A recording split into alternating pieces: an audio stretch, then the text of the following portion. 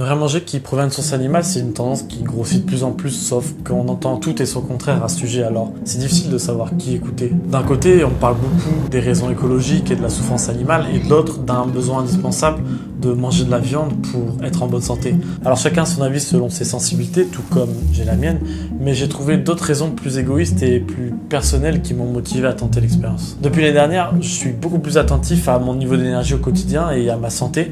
Je veux vraiment toujours être en forme pour être productif dans le travail, performant dans le sport, mais aussi être pleinement présent avec mon entourage. Alors la viande, c'est à coup sûr une source d'énergie pour notre corps, mais c'est aussi un aliment long à digérer qui peut entraîner de la fatigue. Et je veux dire que depuis que j'ai vu le document The Game Changer qui met en lumière des sportifs de haut niveau qui ne jurent que par leur alimentation à base de plantes, j'ai commencé à être de plus en plus curieux.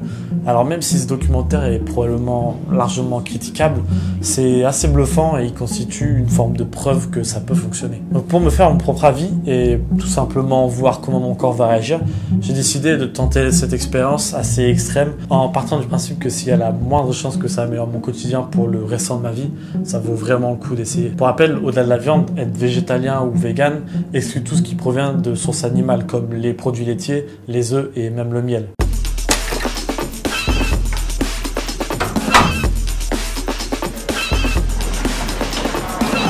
Et commençons par le commencement, donc aller faire les courses. Là je suis dans la ville du Cap, donc c'est bien aussi de pouvoir faire ça dans un nouvel environnement parce que ça me coupe de toutes mes habitudes.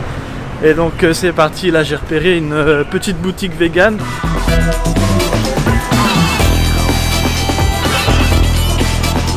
Hello, I need your help. I don't know anything about veganism, but I'm looking to practice it for 30 days.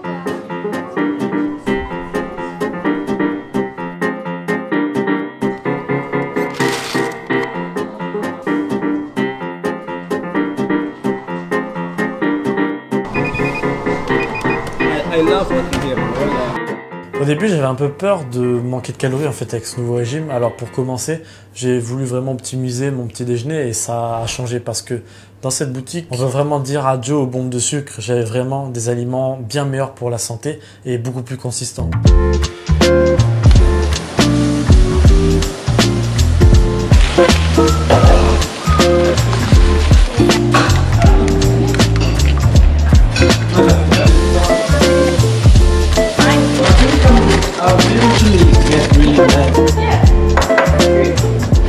Avec ce petit déjeuner, j'étais environ à 800 calories, mais là où j'étais le plus surpris, c'est de voir que c'était difficile à manger. Que j'étais obligé de prendre le temps pour mâcher et avaler, là où pour mon petit déjeuner classique, où c'était plutôt du yaourt et des céréales plus sucrées, je devais vraiment me freiner pour m'empêcher de manger tout le paquet. Pour compter les calories, j'utilise l'application Yazio qui m'aide à avoir davantage conscience de ce que je mange en termes de calories et de macronutriments. Et j'arrivais à avoir environ 50 grammes de protéines sur un repas, donc ça a été vraiment mon premier déclic. Me dire que c'était facilement faisable d'avoir assez de protéines sans manger de viande. Et je pense que la clé dans ce genre de régime, en fait, c'est de multiplier les ingrédients qui contiennent des protéines. Par exemple, dans cette assiette, il y a le beurre de cacahuète et les graines de courge qui sont à 25 grammes de protéines pour 100 grammes, le tofu à 18 grammes, les falafels à 13 grammes, le riz noir à 7 grammes, là où le poulet et le bœuf, par exemple, sont à 23 et 26 grammes de protéines pour 100 grammes. Donc la réponse, c'est oui, on peut trouver suffisamment de protéines sans viande.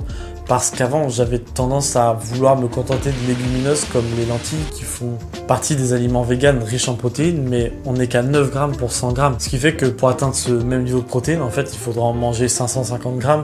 Et sur un repas, ça paraît compliqué. Et surtout que ces aliments sont aussi riches en glucides et en fibres, ce qui nous donne cette sensation de satiété beaucoup plus rapidement. Là, il faut juste que je vous partage quelque chose. En fait, j'ai rencontré Omar. Donc lui il est anglais et en fait il est sur un régime keto, donc en fait là il y a 6 œufs et il y a une barquette de viande hachée avec des épices. Donc clairement on n'est pas du tout sur le même challenge.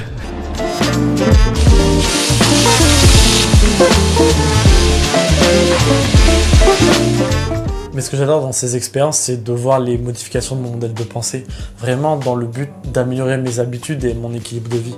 Par exemple, là où je voyais le beurre de cacahuète comme un mauvais concurrent américain du Nutella, aujourd'hui je le vois vraiment comme une source de calories et de protéines saines. Alors maintenant j'en mets un peu partout, notamment comme sauce plutôt que de la mayonnaise par exemple, même si j'avoue je ne l'ai pas encore tenté avec les frites. En fait c'est top parce que j'adore vraiment avoir beaucoup de choses dans mon assiette et même si là on est largement à plus de 1000 calories, en fait, j'avais pas la sensation que ce soit trop gras ou pas assez équilibré. Alors j'avais aussi acheté des protéines en poudre pour éventuellement combler un manque de protéines, mais en fait, je les ai même pas utilisées. Mais sinon, dans un smoothie, ça peut aussi être le parfait complément. À côté de ça, je me suis aussi renseigné à propos des compléments alimentaires qui peuvent être nécessaires quand on arrête toute une catégorie d'aliments aussi large. Et personnellement, je me suis contenté d'acheter des vitamines B12 parce que j'ai lu un peu partout que ce sont des vitamines assez difficiles à obtenir dans un régime à base de plantes. Mais ce qui est sûr pour le coup, c'est que si je faisais ça à long terme, je me ferais accompagner pour vérifier que je développe pas de carence particulière. Et dernier point aussi, niveau prix, où j'avais un peu peur d'exploser mon budget en allant que dans cette boutique vegan. Mais en fait, je me suis rendu compte que le tofu était moitié prix par rapport au supermarché d'à côté et que d'autres aliments comme les avocats étaient au même prix, ce qui m'a vraiment cassé ce préjugé. Après, certes, ils ont parfois des produits plus artisanaux qui peuvent être plus chers, mais bon, c'est compréhensible. Alors, j'ai quand même trouvé des petits snacks en supermarché, mais c'est là qu'on se rend compte que quasiment tous les produits classiques sont à exclure tant il y a d'ingrédients différents dedans, donc on se retrouve à devoir traquer les inscriptions vegan sur les packaging. On est pile 15 jours après le début de l'expérience, donc c'est l'heure du bilan, mais pour ça, direction la cuisine.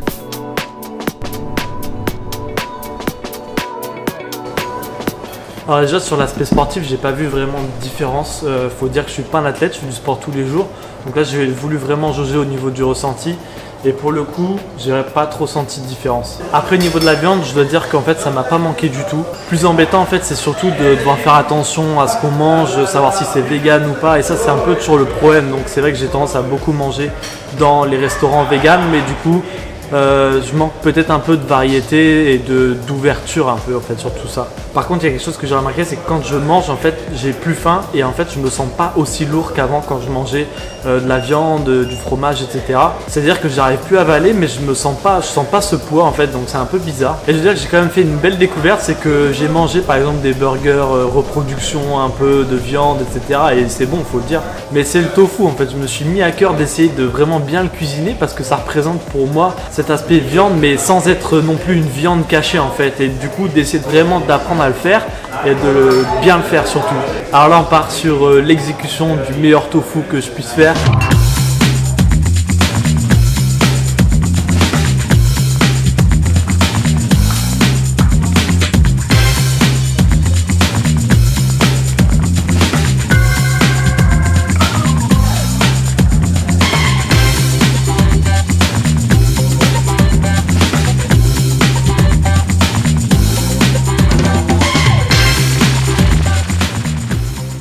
Bon, je vais pas vous cacher que j'ai pas eu du tout le résultat prévu, mais j'ai pas lâché l'affaire et ça, je vous en parle dans la conclusion juste après. Parce que là, je vais aborder la seconde partie de l'expérience où j'ai vraiment voulu continuer de vivre ma vie normalement, ce qui ne m'a pas empêché de partir en expédition 5 jours en pleine nature sud-africaine, à marcher 12 heures par jour, toujours en étant vegan, entre des bars feed et un mix de fruits à coque que j'avais emporté. Mais sinon, en général, c'est vrai que dans ce genre de défi, les 15 premiers jours sont vraiment les plus compliqués parce qu'on a cassé nos habitudes et qu'il faut le temps d'en développer de nouvelles en fait. Alors, j'aurais pu tenter d'explorer davantage et tester plus de choses, mais en fait, j'ai préféré être naturel et me laisser porter par mes nouvelles habitudes pour voir vraiment à quoi ressemblerait ma vie en étant vegan. Ce qui fait que les premières conclusions de mon bilan à 15 jours en fait n'ont pas vraiment changé, mais c'est dans cette position de confort que j'ai vraiment réalisé à quel point ma perception de certaines choses avait changé. Et la première inattendue, c'est que j'ai naturellement continué le tofu. En fait, quand c'est bien cuisiné, c'est bon et ça change. En plus, c'est une source de protéines quasi équivalente à la viande. Ça me permet vraiment d'alterner davantage et de plus facilement limiter la viande parce que pour moi, c'est pas du tout un sacrifice à faire niveau du goût et je me sens mieux en termes d'énergie. Parce qu'il est clair que de pas manger de viande atténue la sensation de fatigue. Alors c'est parfait pour avoir une après-midi productive. Et si je mange de la viande le soir et que ça me fatigue, bah en fait tant mieux, comme ça je me couche plus tôt. Mais au-delà de ça, ça a eu un impact aussi positif beaucoup plus profond en moi. Certes, je suis pas encore prêt à être 100% vegan, mais ça me tient à cœur d'essayer de faire ma part en consommant moins de viande. C'est probablement insignifiant, j'ai pas vraiment fait les calculs, mais j'ai la sensation de faire un geste pour les animaux et pour l'environnement et au fond de moi, ça me fait me sentir bien. Mais j'ai eu un autre déclic majeur qui va dans l'idée de moins donner à manger à mon cerveau, mais plus à mon corps. Me sentir davantage connecté à mon bien-être général et ce que mon corps a réellement besoin pour être en forme et pas ce qui va stimuler le plus mon cerveau. Alors ça m'a un peu cassé le plaisir des fast-food, mais bon, on va pas s'en plaindre. Et j'ai un exemple qui me vient en tête, c'est qu'en rentrant de mon expédition, J'ai voulu me faire plaisir là où j'aurais habituellement sauté sur les pâtisseries et toutes les choses sucrées. En fait, là, j'ai eu envie de tester un jus vert. Alors que clairement, on va se l'avouer, c'est pas ouf comparé à un bon jus d'orange. Et c'est dans cette idée que j'ai eu une conversation avec le chef d'un restaurant de burger vegan qui me disait que la cuisine végane n'a pas vraiment pour but d'être plus saine. Mais j'ai l'impression que ça a eu cet effet chez moi en fait. De vraiment voir la nourriture davantage par ses apports en nutriments. Et surtout en faisant ça, j'ai l'impression de viser beaucoup plus long terme en me disant que bien vieillir, ça commence là. Ce qui fait écho avec une analogie de Warren Buffett que j'adore, qui propose d'imaginer notre corps comme si c'était une voiture qu'on avait à notre naissance et qu'on devait garder jusqu'au restant de notre vie. Parce qu'une voiture, on a tendance à en prendre soin parce que de un, c'est un gros investissement, qu'on veut qu'elle dure le plus longtemps possible et qu'on ne compte tout simplement pas sur ses capacités de régénération. Alors qu'on peut avoir tendance à ne pas trop prendre soin de notre corps. Je pense notamment à l'alcool, les cigarettes, ne pas être suffisamment actif, ne pas soigner son alimentation. J'ai parfois l'impression qu'on attend en fait qu'il nous arrive quelque chose de grave pour prendre vraiment des décisions qui vont dans le sens de notre santé. Mais j'ai tendance à penser que d'attendre ce signal d'alarme, c'est pour moi déjà trop tard dans la seule vie qui nous est offerte. Là, je vais finir sur la dernière conclusion beaucoup plus surprenante pour le coup, c'est que je n'ai vraiment plus envie d'aller dans les supermarchés. La petite boutique vegan, c'est un peu comme mon épicerie de quartier en fait. Je me suis vraiment rendu compte que la guerre des prix a tendance à tuer ce qui se fait de mieux. En France, je sais qu'il m'est arrivé de passer 5 minutes à choisir devant les 34 sortes de jambon qui existent, à vouloir tout comparer pour finalement prendre quelque chose qui n'est probablement pas très bon pour moi. Alors que là-bas, c'est comme si le meilleur choix était fait pour moi et je n'ai qu'à savoir si je veux vraiment l'ingrédient par rapport à son prix ou pas. En plus, j'ai trouvé qu'il y avait une vraie ambiance où les gens se parlent et je parle aux vendeurs comme à mes potes et on est vraiment dans un environnement humain et ça fait du bien. Alors au cours de ces 30 jours, j'ai été qu'une fois au supermarché pour faire la comparaison des prix parce qu'après, je préférais simplement faire avec ce que je trouvais chez eux que d'avoir plus de choix mais de me retrouver dans un supermarché. Avant, j'aurais eu tendance à penser que c'était pas un environnement pour moi si je n'étais pas au moins végétarien. Mais en fait, c'était tout simplement un monde beaucoup plus humain et ça revient aussi à aider des gens qui ont des convictions qui vont au-delà de l'argent. Quand je vais là-bas, j'ai vraiment la sensation de soutenir des gens qui réalisent leurs rêves, qui sont bien dans ce qu'ils font et c'est aussi ça qui m'inspire. Alors même si aujourd'hui je mange de tout, une partie de moi restera vegan, je dirais. Alors j'espère que ça t'a inspiré et je te dirais de garder en tête qu'on mange déjà au moins 2 fois par jour. Alors dis-toi que de tester une fois de temps en temps, ce n'est pas de prendre de très gros risques que d'essayer de nouvelles choses. De mon côté, je continue encore ce processus d'améliorer mon alimentation et là j'ai commencé une expérience de 1 mois sans sucre où j'ai même décidé d'arrêter tous les fruits pour aller encore une fois à l'extrême et au moment où je tourne ça, je peux te dire que c'est assez challengeant. Et si tu veux me soutenir toi aussi à ton tour, n'oublie pas de t'abonner.